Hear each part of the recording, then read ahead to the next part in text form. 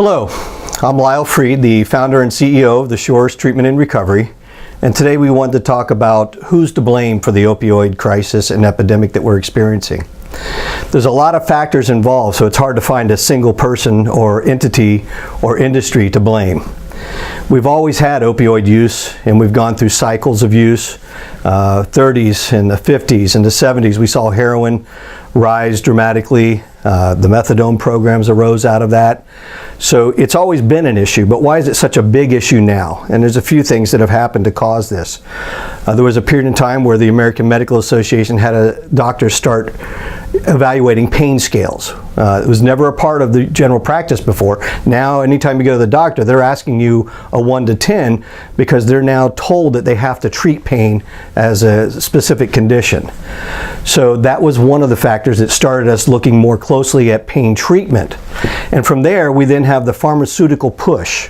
Pharmaceutical industries have been pushing to come up with new forms of pain management medications, and through that have developed some very, very powerful and very, very addictive pain medications, OxyContin being the most infamous of them. We've had the fentanyl patches and all kinds of approaches. And through those synthetics and those additional medications, we've created additional problems. The pharmaceutical industry has been sued for hundreds of millions of dollars for misrepresenting the safety or lack thereof of these medications that they're pushing. Doctors have been felt misled. Some of the doctors themselves have been a part of the problem by overprescribing.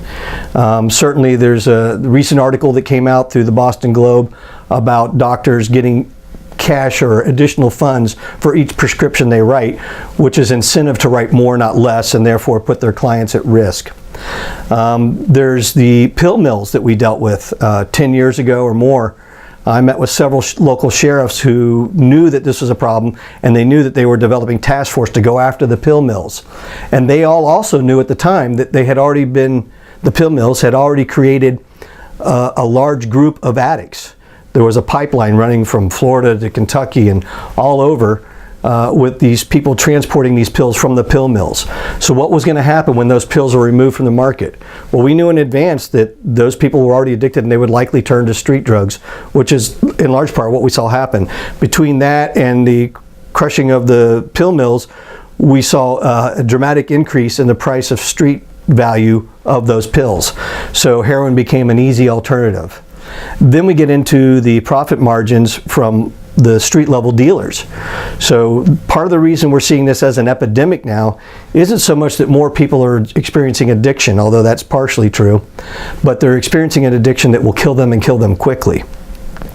The rate and increase in deaths has a lot to do with the synthetics that are flooding the market. And so why would they do that? Why would a drug dealer put something out there that could kill their clients? Wouldn't that be bad for business? Well, two things. One is it actually increases business, and addicts tend to flock toward the more potent versions. The other reason is simply just pure greed and profit. Those drug dealers are making more money off those synthetics than they do off heroin and other options. An example is that fentanyl, for $5,000 to produce $5,000 worth of fentanyl, they have a street value of close to $5 million. The profit margin is just great, and even though they may lose some customers, they don't care. They're just making more money.